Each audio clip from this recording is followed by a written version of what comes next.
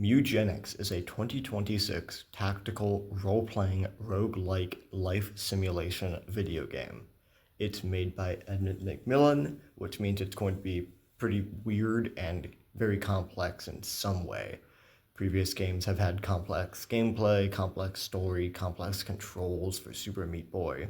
He's made a lot of games, they're all very good. The gameplay of Mew-genics is split between two parts, two massive sides of the same game. The first part in proper gameplay, because the tutorial covers the next part first, is the breeding. You have a house, fill it with cats. Good cats. Cats have 7 main stats. More on that later, but the 7 stats are passed down to their kittens, with the kitten attempting to take the higher number from both parents, based on chance, with the normal maximum being 7. Parents can also pass down their mutations, disorders, more on this in a moment, but in short, those are the basics of breeding for Mew-genics. In your house, you can place furniture that gives your house higher house stats, as I'll call them. Stimulation increases the chances that kittens inherit more better stats, abilities, mutation, inherit more things or the better things from their parents. Comfort decreases the chance that your cats will fight at night, and by proxy increases the chance of breeding. At health, if it's high, it increases cat lifespan. If it's low, it decreases it, and it brings up the chance of either randomly developing or recovering from certain disorders. More on that later. Mutation just ups the chances for cats to get mutations overnight. And finally, appeal, which increases the chance of better strays or more strays. But what are strays? Strays are new cats that show up at your door every day.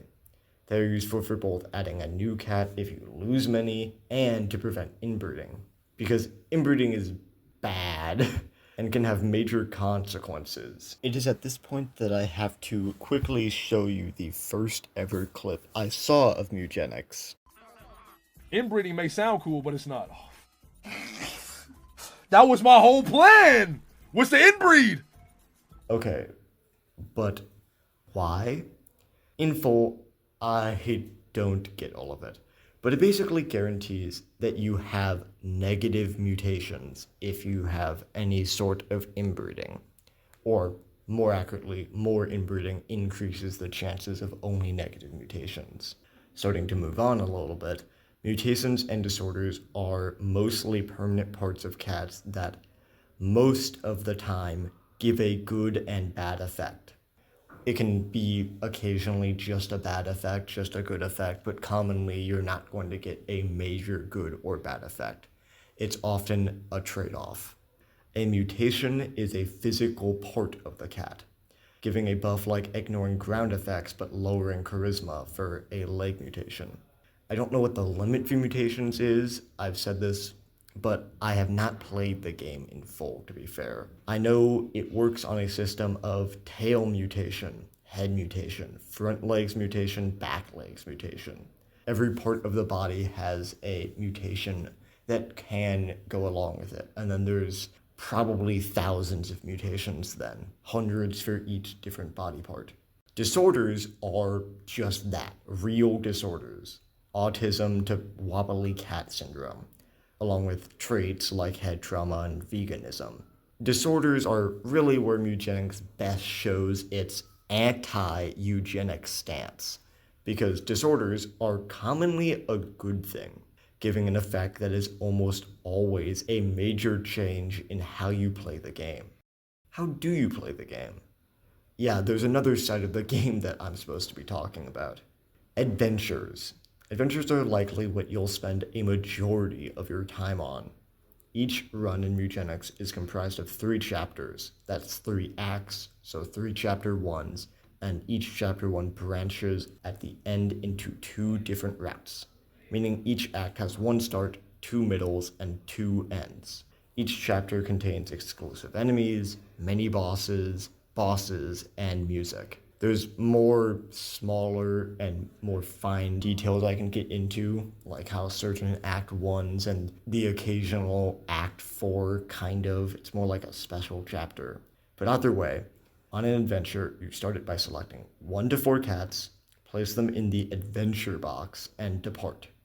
Afterwards, you select your classes and items. You unlock more classes the longer you play, and you gain more items the farther you go, and kind of vice versa, with classes unlocking via beating certain chapters and items just being gained from going on adventures, with better items being later down the run, but never power scaling. Each act can be played at the same time once you've unlocked it. If you have access to Act 1 at the beginning of the game, which you do, once you get Act 2, you can still play all of Act 1, because each part of Mew-genics still has those bosses that might have distinct interactions with stuff. The final part of gameplay that I mentioned and said I would get back to, the 7 main stats that cats have: strength, dexterity, constitution, intelligence, speed, charisma, and luck. Strength affects melee damage, dexterity affects ranged damage, con determines your max HP, with 1 point in con being 4 max HP. The lowest health you can have is 1 health at 0 constitution, and therefore technically 1 constitution is only plus 3 max, but you get the idea. Constitution is also affecting your post-combat regeneration. That way you don't have to have a healer on every single one of your teams when you eventually do go on runs with harder enemies, or if you just want a lot of damage. Intel is how much mana you regenerate at the end of your turn, and charisma affects the max mana you have, along with how much mana you start with during combat. It can be quite useful to immediately be able to cast a spell, whether it's for buffing or if it's just so that you're better off dealing with an enemy first. It's distinctively important to have these kinds of things.